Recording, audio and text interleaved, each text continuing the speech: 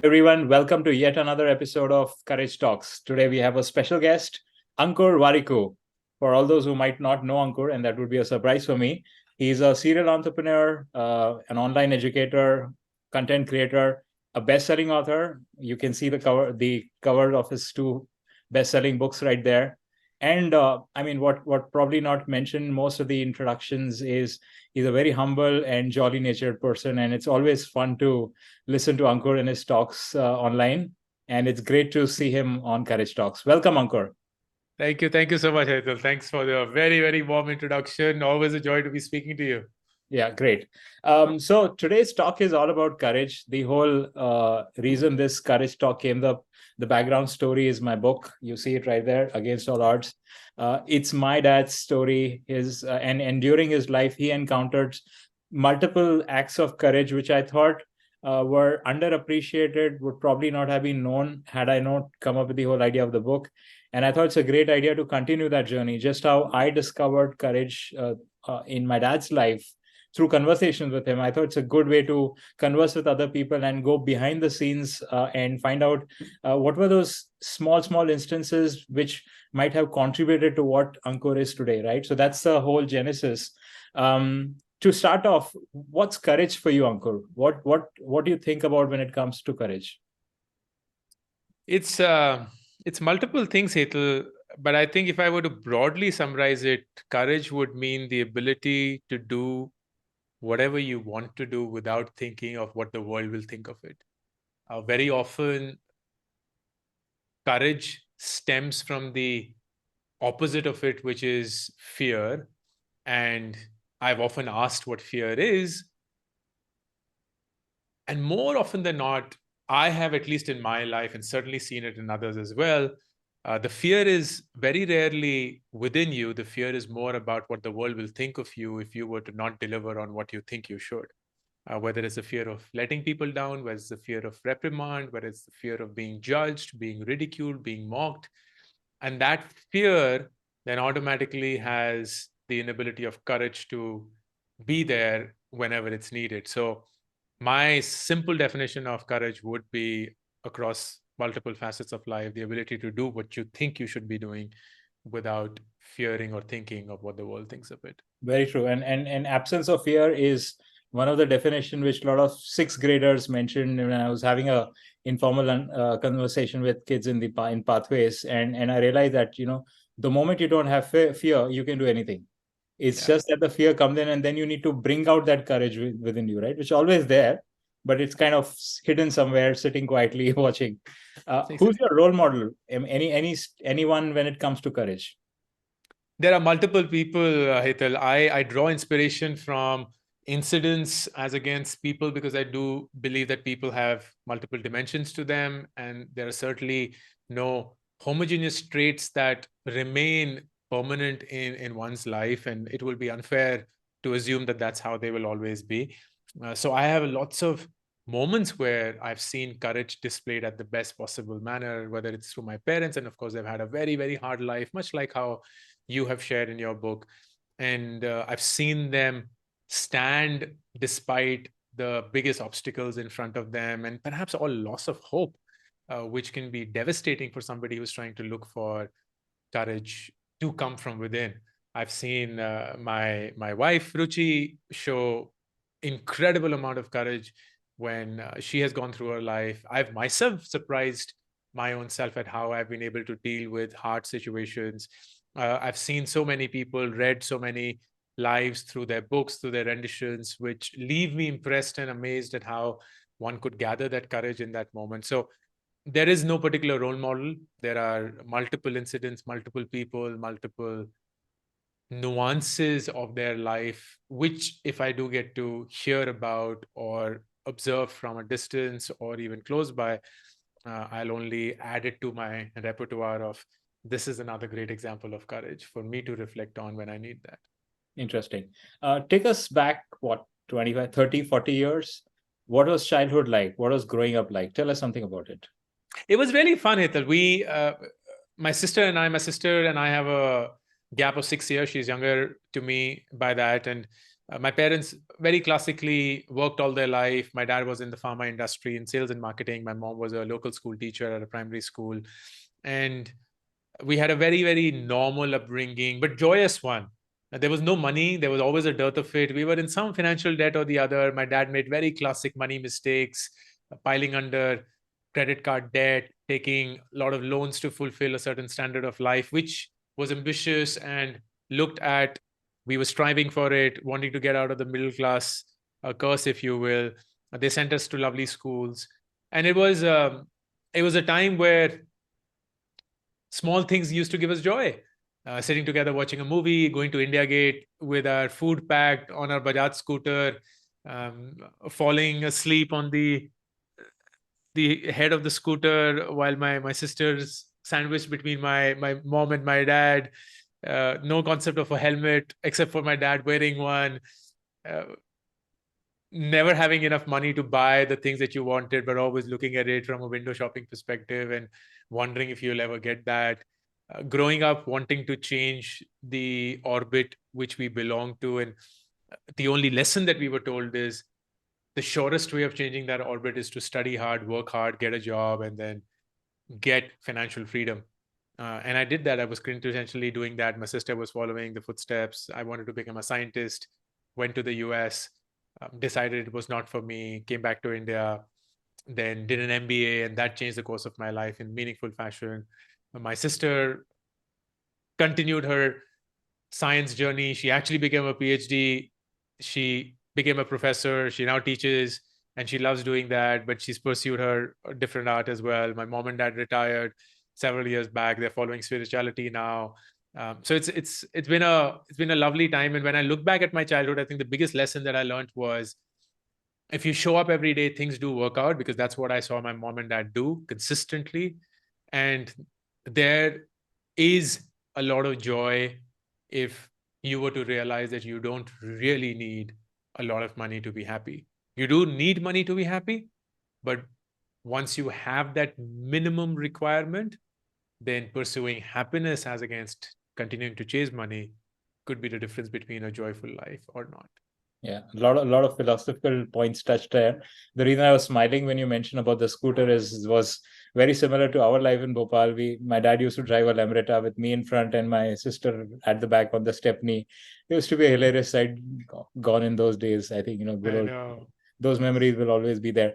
You mentioned about your parents, and I know multiple times online you mentioned about your dad. You get really sentimental about the kind of sacrifice he's done. Could you cite one instance or two instances where you saw him display courage? Narrate us a story if you like. I know you're very good at that. The one incident that stands absolutely apart and stark in my memory is my dad has lost his job, and he was without a job for almost a year and a half. And the only income in the family was my mom's primary school teacher salary, which wasn't anything to write home about, but still it helped us keep the lights on. It was a really hard time, and my dad was just picking up odd jobs, whatever came his way. And he started working for a corporate gifting company. And I remember it was around this time, it was Diwali time, where corporate gifting is usually at its peak.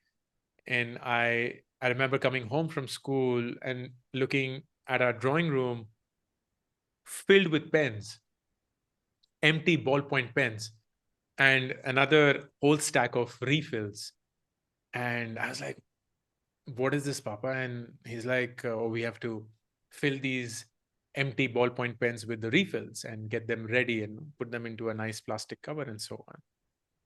And it's much later that I got to know that he was being paid for every 100 pens that he would fill, because that was literally the Hariwala kaam that he had got at that point of time. But I remember at that point feeling overwhelmed that there are like thousands of pens. How will we ever get to it? And I remember him showing that this is how much time it takes to fill up a pen. And there are three of us, mom, dad, and me. My sister was too young to help. And if we were to do it, then in an hour, these many pens will get filled. And then if we could actually do it for 8-9 hours and work through the night, we will get past everything.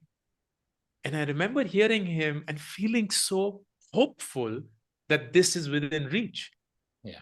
And I love this story, and I still have goosebumps when I'm narrating that, because he had a hard life. My mom, of course, supported him in a way that was unprecedented. They never let us feel that we were in some way not able to afford the education that they were providing for us and everything else that came by. But he still did not give up on hope. And I find that commendable, because so much of me is just about that. It's about having gone through multiple situations where it literally became like, oh my God, it's over, it's all over. Everything that you worked for is now going to come to an end, but you still have this irrational hope that somehow, if you showed up, things will work out.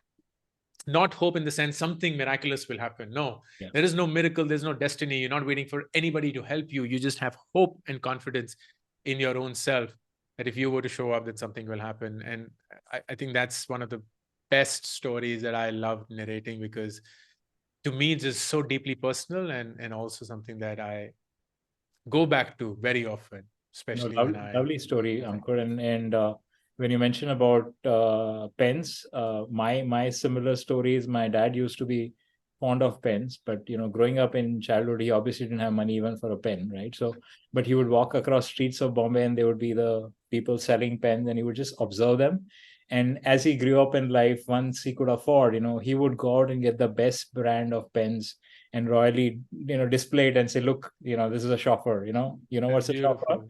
I couldn't even spell shopper, but I could understand the pride on his face when he would show that pen.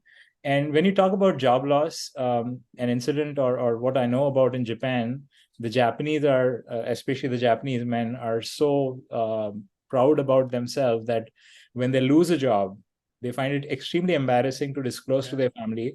So there are instances where a salary man, that's what a typical Japanese is called, he would dress up every day exactly at the same time, wearing a suit and tie and all, get out of the house, spend the whole day in the park reading newspaper, finding jobs or whatever, and come back home in the evening without anyone getting an idea or hint of Exactly. what's going on in his life. And maybe courage is all about being open, right? Courage is about not being feeling embarrassed, not holding back your emotions, right? and Yeah. and we tend to hold back those emotions thinking that, oh, wo mard ko dard nahi hota hai types, right?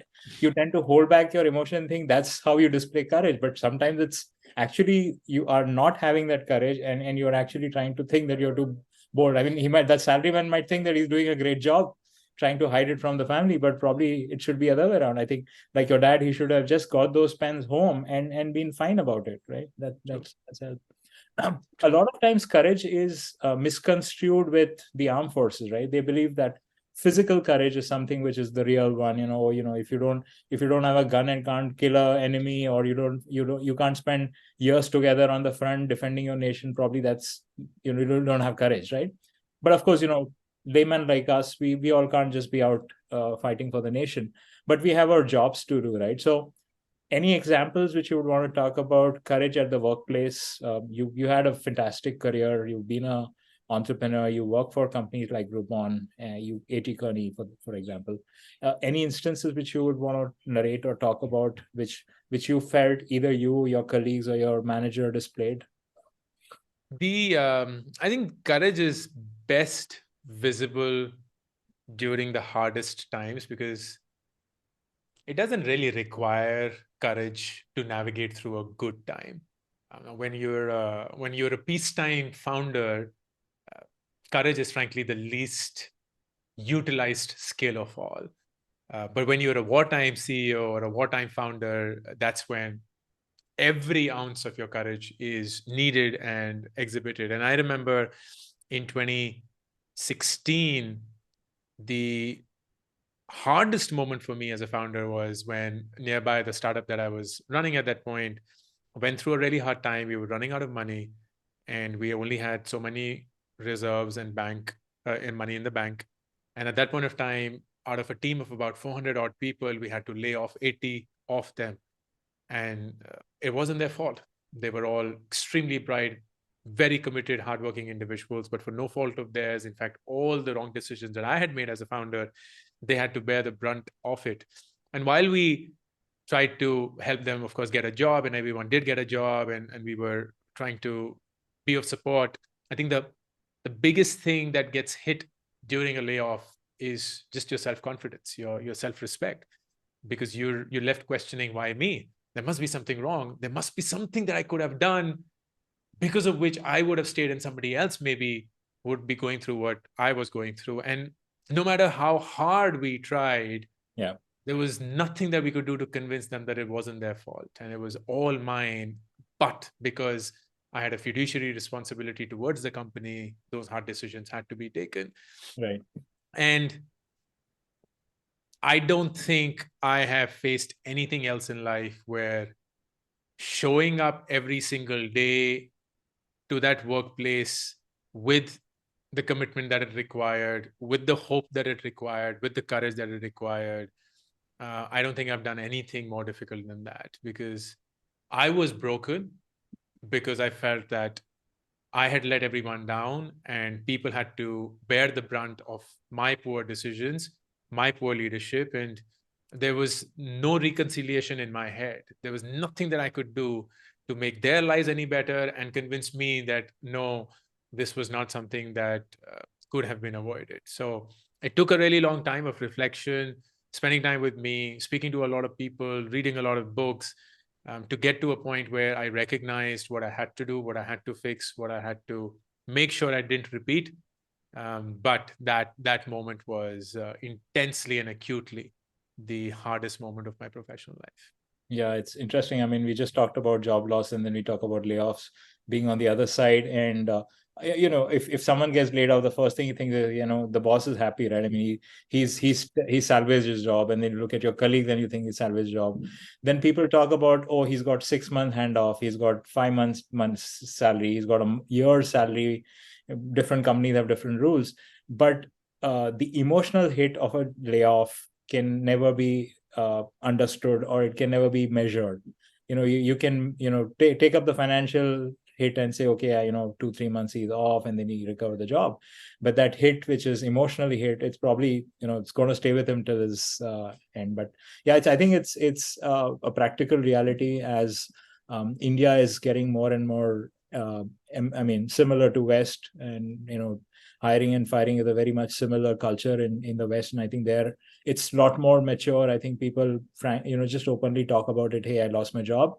I think people still keep it under wraps here. In India, it's still not considered.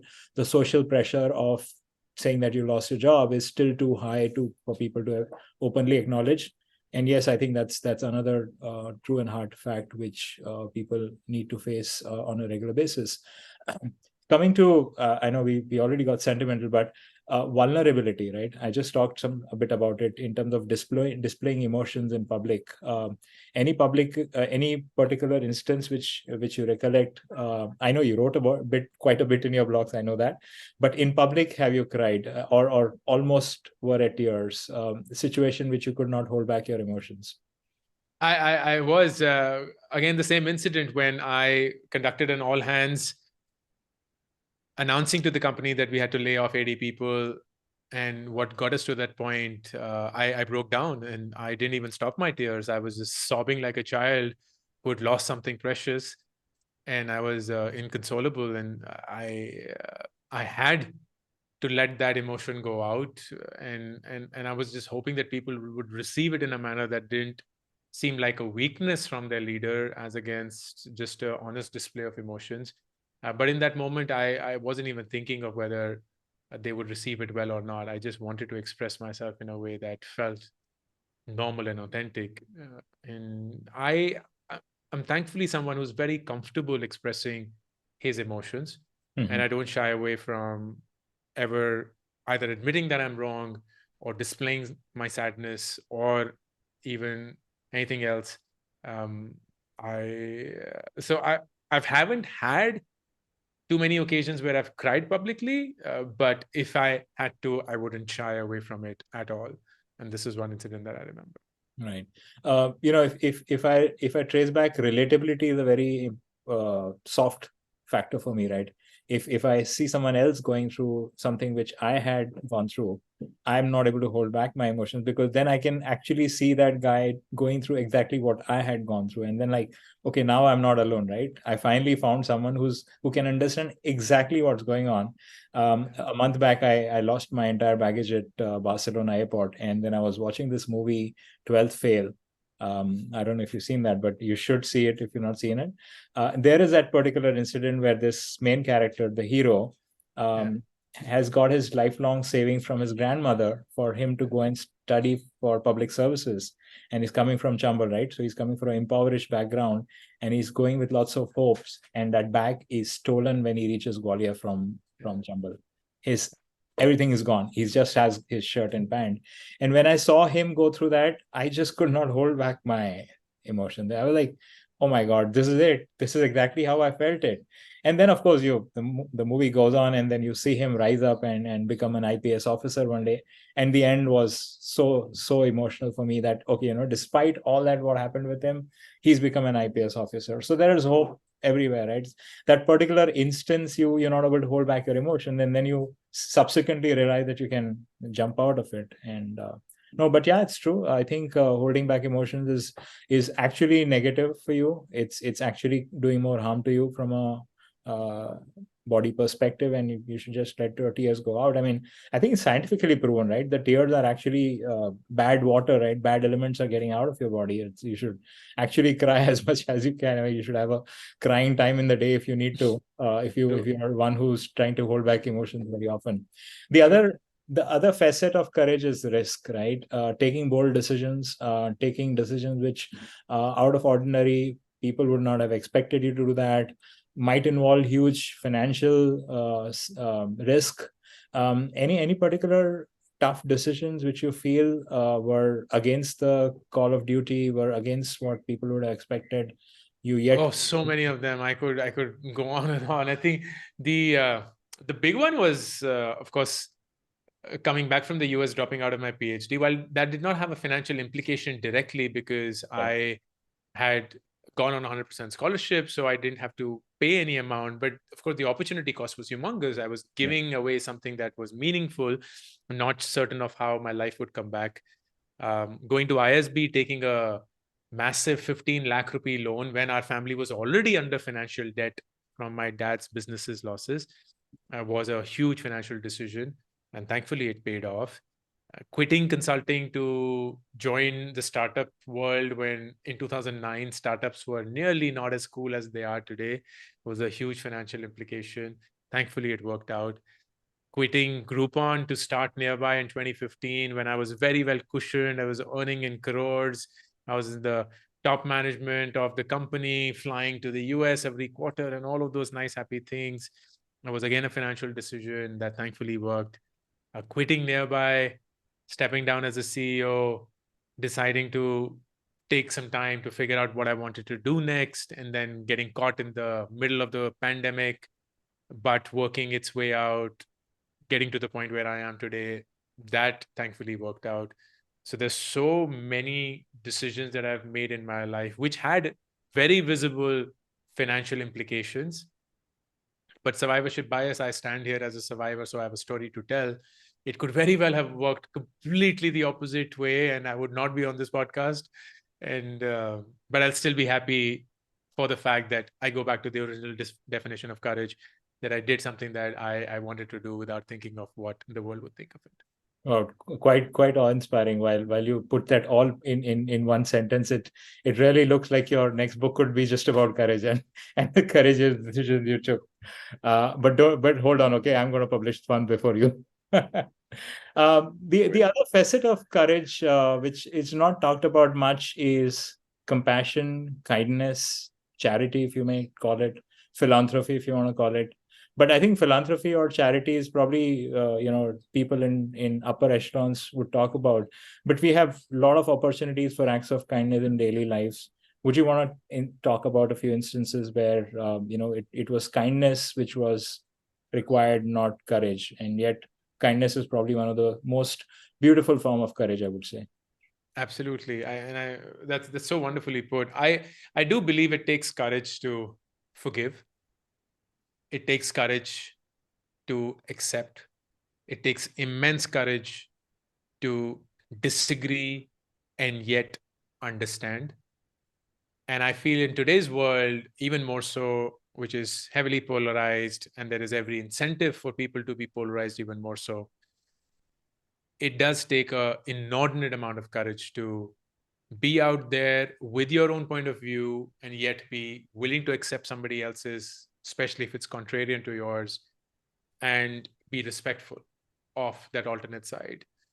And I feel that's a part of me that I really admire. Immodestly, I will admit that my best form of courage comes from the fact that I'm a public figure who very often would be provoked in a manner that I find unnecessary, but it happens, so I can't deny it. And with very little understanding of my background, my history, my context, they will seem to suggest that I'm doing something with a specific motive or with a specific agenda. And I will always ask myself, what would get them to act this way? And what's the message that I could take away from it if I were to? So remove the tonality, remove how something was said, and just focus on what was said. Because if that what was said is something that I agree with, then I will not allow the tonality to influence the capability I should have or the acceptance that I should have of taking that in, doing something about it, and only becoming a better version of myself. So I follow that every single day, and it's helped me immensely, immensely. Where people will call me out for something, I will blind myself to the tonality of that text, comment, whatever reaction, and just ask myself, what is this telling me? And quite often, I find something that is important for me to know. I'll do something about it. And lo and behold, I've only gotten better. I believe I've gotten better. And I find that immensely empowering. Very interesting. No, I think very well said. I think that's one facet of kindness or compassion or courage, if you want to call it, not to react, right? Not to say something when people would have expected you to react, right? I think that requires a lot of courage. I mean, silence requires courage, right? Being quiet about it requires courage. At the same time, in certain instances, speaking up requires courage, right? It's so funny, right? I mean, two different scenarios can call for same emotion, but different actions, right? And greatest of incidents would have not happened if someone would have kept quiet. At the same time, many tragedies could have been avoided if people would have spoken up, right? At the same time.